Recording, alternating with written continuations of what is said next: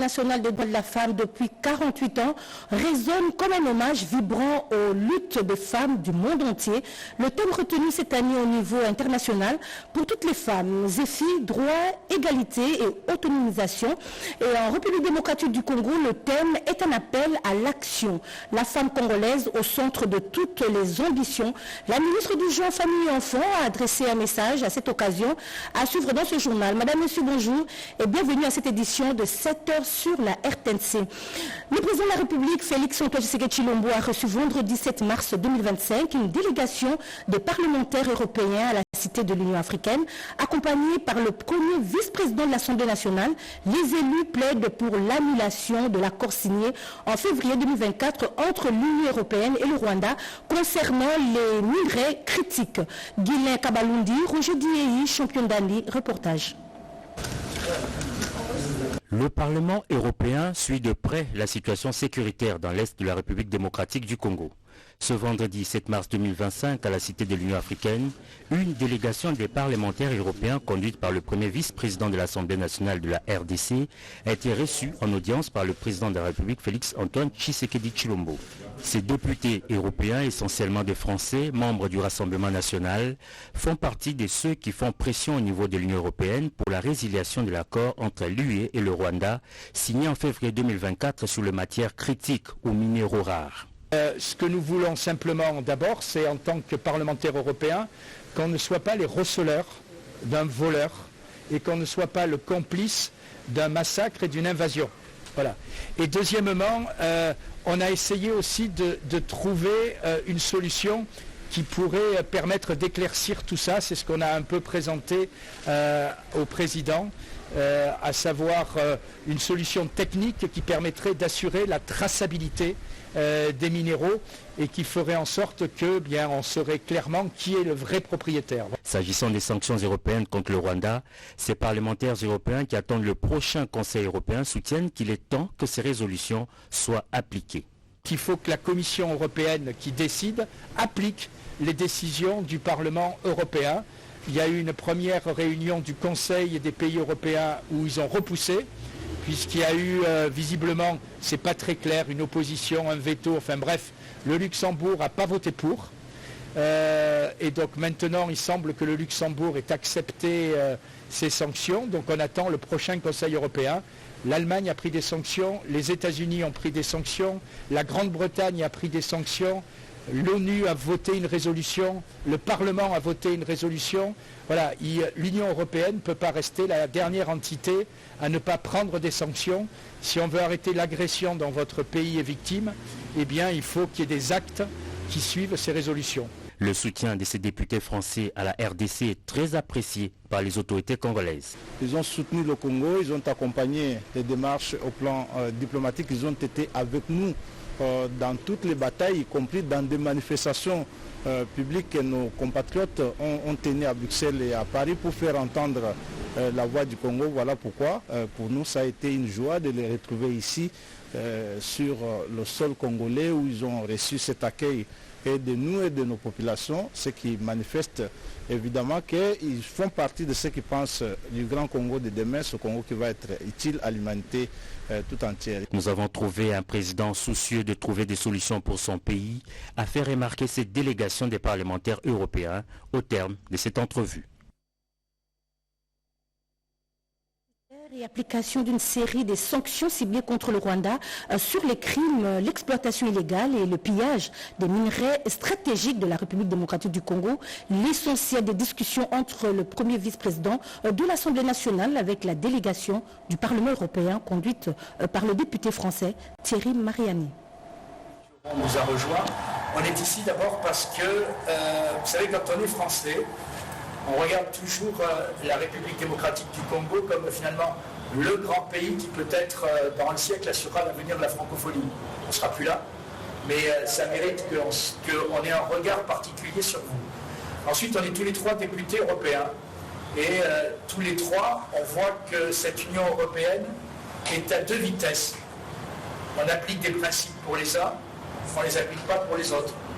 Notre pays subit un pillage et des meurtres qui ont trop duré. Ça fait presque 30 ans que cette situation existe. Et au Parlement européen, on a reçu le prix Nobel, qui a été aussi prix Sakharov, le docteur Yann Mukwege, qui a été un excellent ambassadeur pour vous. On l'a reçu, on a dit qu'il a raison et on est passé à autre chose. Voilà. Et nous, simplement, ce qu'on veut, c'est que ce pays soit traité comme tout le monde. On a vu que l'Union européenne était capable de réagir très vite quand un pays envahissait un autre. On a vu ce qui s'est passé en Ukraine. On a pris des sanctions en quelques heures. En quelques heures, on a bloqué tout le ciel européen, etc. Et regardez ce qui se passe pour la RDC. Ça fait des mois qu'on demande des sanctions. Dans ma commission, j'avais un peu soulevé, comme on dit en France, un lièvre, qui était ce fameux accord signé le 13 février 2024 sur les minerais rares, où, comme l'a dit votre président, l'Europe se transforme en receleur, puisqu'on achète des minerais volés. Et donc on se bat au Parlement européen d'abord pour que la lumière soit faite sur cet accord et qu'on l'annule, et puis deuxièmement pour qu'il y ait des sanctions qui soient prises contre le Rwanda, qui est le seul moyen de le faire plier, de lui montrer qu'il ne peut pas continuer. L'Assemblée nationale Vita Kamere, une délégation du réseau des jeunes parlementaires dirigée par Joseph Nkoy a rencontré l'ambassadrice belge. Les discussions ont porté sur la situation sécuritaire dans l'Est de la République démocratique du Congo et le soutien potentiel de la Belgique pour la paix. Amin Balaka. Dans le cadre de la diplomatie parlementaire initiée par le président de l'Assemblée nationale, l'honorable Vita Kamere, le vice-président du réseau des jeunes parlementaires en charge l'honorable Joseph Nkoy a conduit une délégation auprès de l'ambassadrice du Royaume de Belgique. L'objectif de cette rencontre, échanger sur la situation sécuritaire à l'est de la RDC et explorer l'apport de la Belgique dans la recherche de la paix.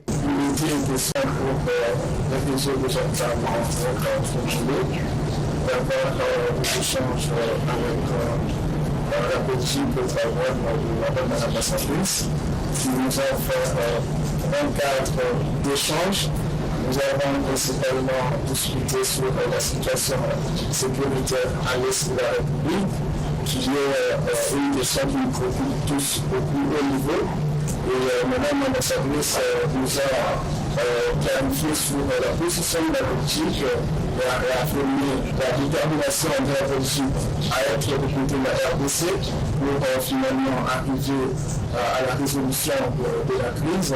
Il y a des initiatives qui ont été menées par les Royaumes de Belgique qui sont profitables à notre peuple et nous pensons que nous pouvons espérer ensemble avec toute la communauté pour finalement arriver à une solution durable à à notre niveau, nous disons que nous sommes satisfaits parce que nous avons eu des échanges très francs et nous espérons que les conséquences qui vont suivre sur tout ce que nous avons.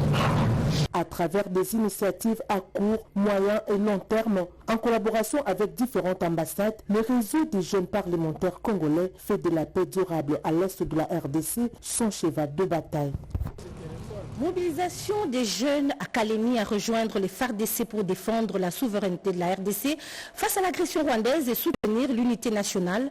Le président du Sénat, Jean-Michel Samalukonde, est arrivé jeudi 6 mars 2025 dans la province du Tanganyika à la tête d'une forte délégation des parlementaires pour cette sensibilisation massive des jeunes à s'enrôler dans l'armée. Janine Kalenga, Julien Piana et Bienvenue Sala ont signé ce reportage. Mobilisation générale de la jeunesse du Tanganyika contre l'agression rwandaise, le président du Sénat Jean-Michel Samalukonde en première ligne au front à Kalemi, ville frontalière avec la Tanzanie. Face à une foule nombreuse avec laquelle Samalukonde a communié dans un meeting populaire à la plage de Kalemi le 6 mars 2025, il a souligné la nature économique de cette guerre et a insisté sur la vigilance, d'autant plus que ce sont les minéraux dont le lithium de Kalemi qui sont visés par les envahisseurs du territoire congolais. Le speaker de la Chambre haute du Parlement a invité toute la population à la vigilance. Ça a été une occasion pour nous de communier avec la population à travers un meeting populaire et faire passer ce message de sensibilisation, d'abord d'unité et de cohésion face à l'agression, mais aussi de la mobilisation de nos jeunes. Nous avons trouvé ici une population très réceptive au message que nous avons voulu donner, mais surtout une population qui nous a appelé à du soutien. On a demandé d'être soutenu à tous les niveaux, d'abord par les autorités politiques et administratives du gouvernement central, mais aussi de toutes les populations de toutes les provinces, d'être soutenues dans cette situation sécuritaire où plusieurs fois elle a été citée comme province dans la ligne de mire, et nous savons que c'est par rapport à ses potentialités minières. Nous avons, donné ce message de soutien aux autorités que nous avons trouvées ici. Nous avons remercié les jeunes que nous avons pu voir, qui ont déjà commencé à s'engager dans cette vocation militaire. Nous avons appelé à plus de jeunes. Venus nombreux à cette rencontre avec le président du Sénat, les jeunes de Kalemi ont promis de rejoindre massivement les rangs des FARDC, scandant les slogans « La patrie ou la mort ». Après le meeting populaire à la plage, Samal Kondé a rendu une visite d'encouragement au premier groupe des jeunes de Kalemi déjà enrôlés dans les FARDC et qui ont déjà commencé la formation. On dit toujours pour faire un voyage de 1000 km, ça commence par un seul pas pour faire ce voyage de 1000 km. Et vous êtes les premières personnes qui avez commencé ce grand voyage qui va amener la grande remontée de puissance de l'armée de la République démocratique du Congo. Unis pour la patrie. Mon message à Kérékouya, la patrie d'abord. Puis il a eu un échange fructueux avec toutes les forces vives de la province du Tanganyika à l'hôtel Victoria Palace. Dans cette itinérance de sensibilisation commencée le 6 février dernier, le président du Sénat est accompagné d'une forte délégation des députés nationaux, des sénateurs et autres notabilités du Grand Katanga. Comme annoncé au début de ce journal à l'occasion de la célébration de la 48e journée internationale des droits de la femme, en République démocratique du Congo, la ministre nationale a adressé un message dans un contexte d'agression rwandaise. Elle a rappelé que la femme congolaise doit être au centre de toutes les ambitions. Le 8 mars est célébrée à travers le monde la journée internationale des droits des femmes. Une occasion de reconnaître les progrès réalisés et les défis persistants dans la quête de l'égalité entre les sexes. Sous le haut patronage de son Excellence, M. Félix Antoine Tshisekedi, président de la République, chef de l'État, et l'accompagnement de son Excellence Mme Judith Suminwa Tuluka, première ministre, chef du gouvernement, le ministère du Genre, Famille et Enfants commémore cette journée dans le contexte d'une guerre imposée à la RDC par le Rwanda. C'est une crise humanitaire, une des plus longues de notre époque, basée sur la cupidité et la convoitise de nos richesses. Cette journée chargée de symbolisme démontre, s'il est encore nécessaire, que Paul Kagame et son armée et ses supplétifs viole le droit fondamental des femmes congolaises à l'est du pays en leur retirant le droit à la vie. De Goma à Rutshuru, en passant par beaucoup d'autres villes et de territoires, des milliers de femmes ont été assassinées. Leur droit à la dignité est bafoué, car on se sert du corps des femmes comme d'un champ de bataille. Nos mères, nos sœurs, nos filles sont violées, mutilées, abandonnées sur les routes sans sépulture. Elles vivent dans l'insécurité permanente, aggravée par des déplacements forcés. Pourtant, malgré ces épreuves inimaginables, la femme congolaise, ma mère, ma sœur, ma fille, continue à montrer une résilience et une force remarquables. Les violences perpétuées à l'est de la RDC sont d'une atrocité qui doit être condamnée par la communauté internationale. Les massacres et les violences systématiques doivent être qualifiés de crimes contre l'humanité. Ici, Nous saluons le courage de nos vaillants soldats FARDC et des Wazalendo, qui se battent sans relâche pour protéger les populations et le territoire national.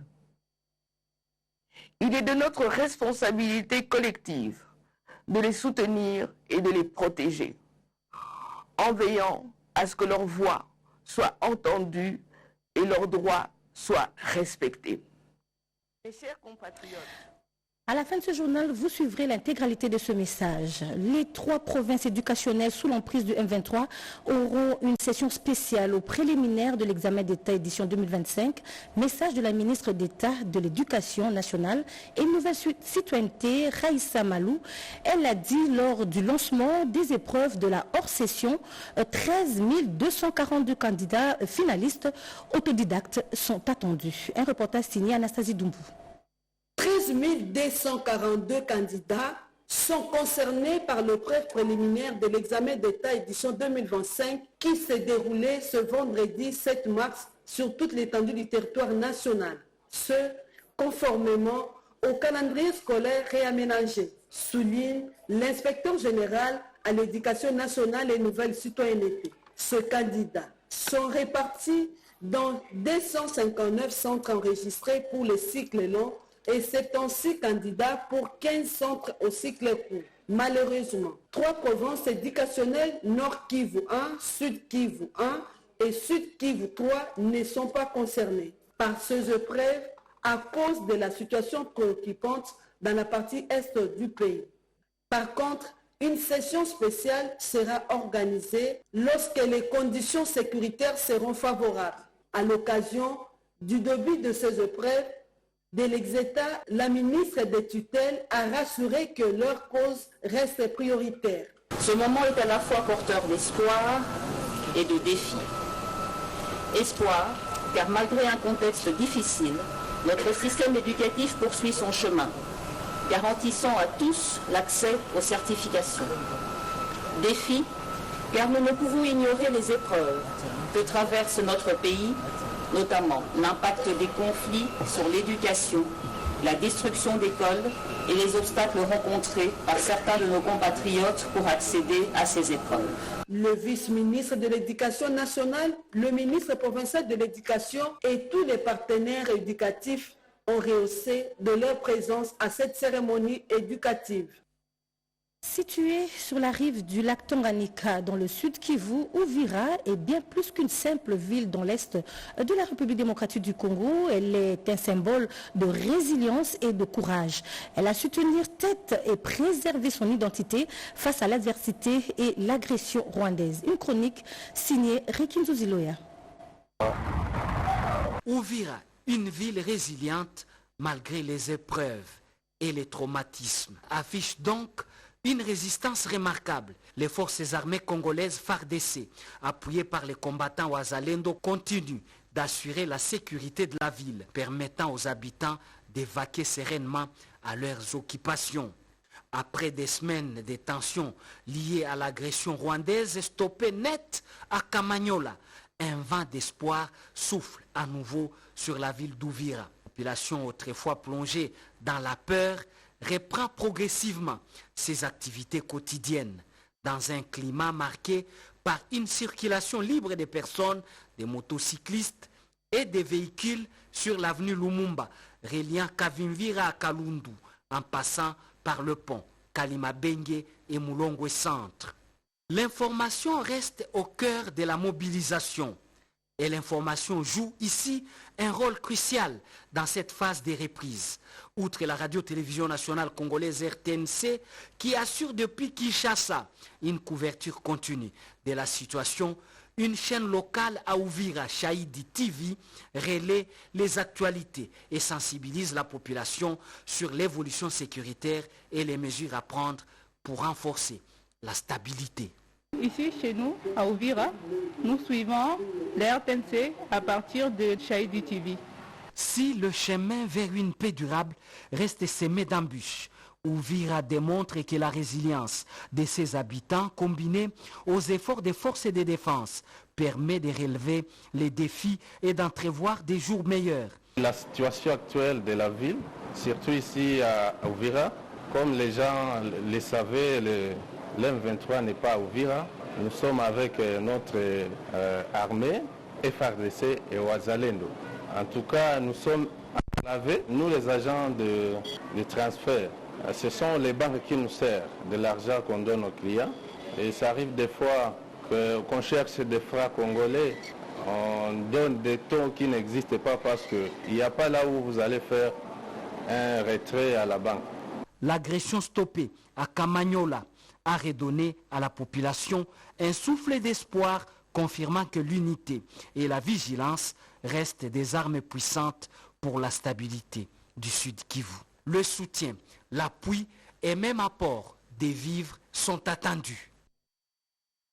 Et il poursuit sans désemparer sa campagne de sensibilisation des populations congolaises, en particulier les jeunes, à défendre la nation. Jean-Pierre Bemba, vice-premier ministre, ministre des Transports et Voies de Communication, est arrivé à Kikwit dans la province du Kwilu. Durant son meeting, il a exhorté la population à soutenir les efforts du chef de l'État avant de les demander d'intégrer l'armée congolaise. Émilie Kaindo. La ville de Kikwit a vibré ce mercredi 5 mars au rythme de la campagne de sensibilisation et de mobilisation générale à l'éveil patriotique de la population en général et plus particulièrement de la jeunesse appelée à s'enrôler volontairement et massivement au sein des forces armées de la RDC et de la police nationale congolaise pour faire face à l'agression rwandaise. Maître Didier Mazenga Mukanzu, digne fils du terroir et leader charismatique du parti lumumbiste unifié PALU, le vice-premier ministre, ministre des Transports, Voies des Communications et des Enclavements, Jean-Pierre Bemba Gombo, en sa qualité de membre du Présidium de l'Union sacrée de la Nation, a dans son message devant une foule immense et compacte invité le jeune à l'unité, à la cohésion et à servir la nation sous les drapeaux. Auparavant, la ministre d'État, Eve Bazaïba, avait exhorté le jeune fille en ce mois de mars à s'enrôler massivement à l'instar de jeunes garçons. Maître Didier Mazenga Mukanzu, qu'on appelle affectueusement ici l'homme de Kisalonantwala, Kutubananima, a rappelé la population la nécessité et l'urgence de réitérer son soutien indéfectible au chef de l'État et au FARDC contre les agresseurs rwandais et leurs supplétifs. Plusieurs personnalités, tant militaires que civiles, ont pris une part active à ces meetings populaires, dont les députés nationaux, Mouziazia, élu d'Idiofa, et Bitini, élu de Boulungu, les conseillers du chef de l'État, Raphaël Kabengele, et le ministre provincial des Finances, Papi Mitete, représentant personnel du gouverneur intérimaire du Kwilu, Félicien Kiwai. C'était plutôt un reportage signé Willy Atunakov. Le vice-premier ministre, ministre du Plan, Guilain Nyembo, a lancé une campagne de sensibilisation dans la province du Haut-Katanga sur la mobilisation de la jeunesse autour de l'engagement patriotique. D'autres détails dans ce reportage. Regardez. Cette initiative s'inscrit dans la continuité de l'engagement du vice-premier ministre, ministre du Plan Guilain Nyembo, qui poursuit sans relâche la démarche amorcée à Kalemi le 11 février dernier pour la défense de l'intégrité territoriale face à l'agression rwandaise. Guilain Nyembo a exhorté la jeunesse à faire bloc derrière les commandants suprêmes des forces armées de la République et le valeureux Wazalendo, pilier de la résistance congolaise, tout en appelant à la solidarité nationale. Ils ont voulu faire croire au monde entier que c'était une raison d'une communauté minoritaire.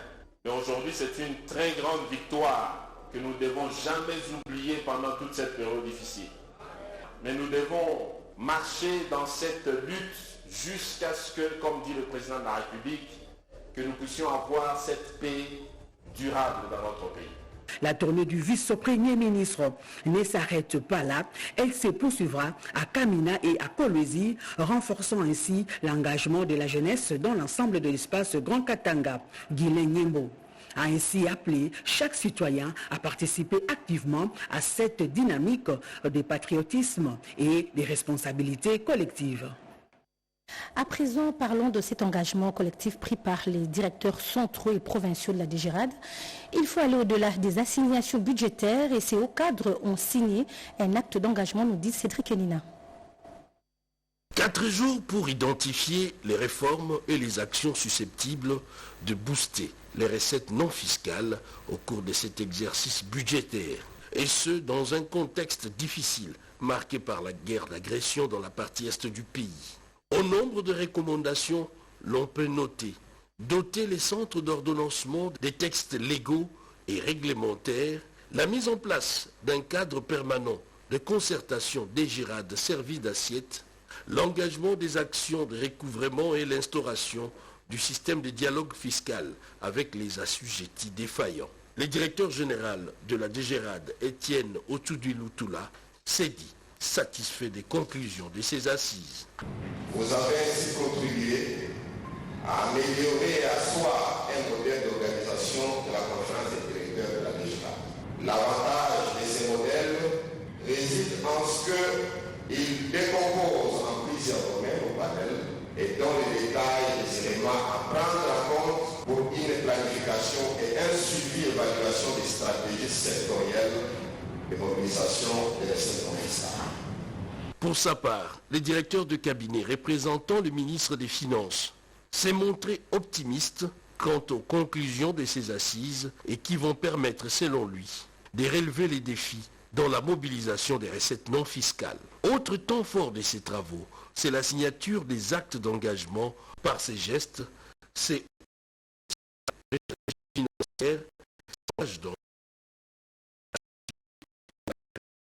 des assignations budgétaires de 2025 fixées à hauteur de 6 350 milliards de francs congolais.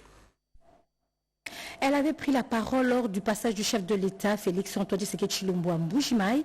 Agnès Niemba a porté la voix des enseignants du Kasaï oriental qui la régularisation de leur situation administrative. Premier ministre de la fonction publique, Jean-Pierre Liao, Nadir Kilosho, Cédric Enina, Monkemalou, reportage. Ok. Nous disons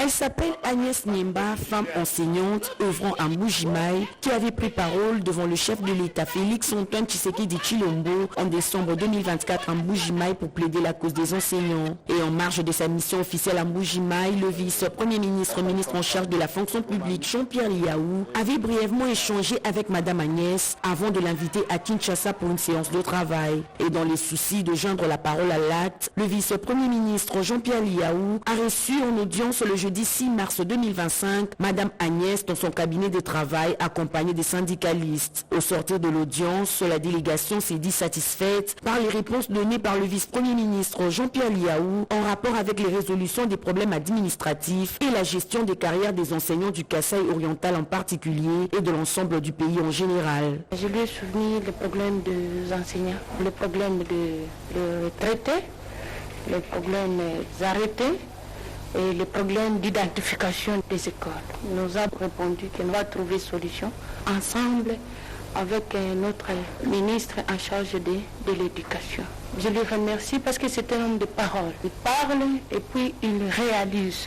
Aujourd'hui, le chef de l'État nous a envoyé Moïse de venir nous enlever dans la souffrance où on subissait. Depuis son avènement à la tête de la fonction publique, le vice-premier ministre Jean-Pierre Liao a imprimé un rythme de travail soutenu qui impacte positivement sur le processus de redressement de la modernisation et de l'administration publique congolaise tel que voulu par le chef de l'État Félix-Antoine Tshisekedi Tshilombo. Et puis cette lutte contre le cancer du col de l'utérus, c'est une première en République démocratique du Congo avec l'introduction du vaccin contre le papillomavirus humain, l'agent causal de cette maladie, une résolution du 4e forum sur la vaccination et l'éradication de la polio. Et Jenny Dada Chabani, reportage. Pour lutter contre le cancer du col de l'utérus, la RDC va introduire en 2026 le vaccin contre le papillomavirus humain, agent causal du cancer du col de l'utérus, une maladie silencieuse qui décime les femmes et les jeunes filles. En RDC, les filles de 9 à 14 ans constituent la cible de ces vaccins. Pour renforcer l'immunité des enfants de moins de 5 ans et augmenter l'expérience de vie de la population, la couverture vaccinale des routines sera renforcée dans le cadre du plan Machako. Le gouvernement national et provincial comptent honorer leur engagement pour mobiliser des fonds pour améliorer la couverture vaccinale.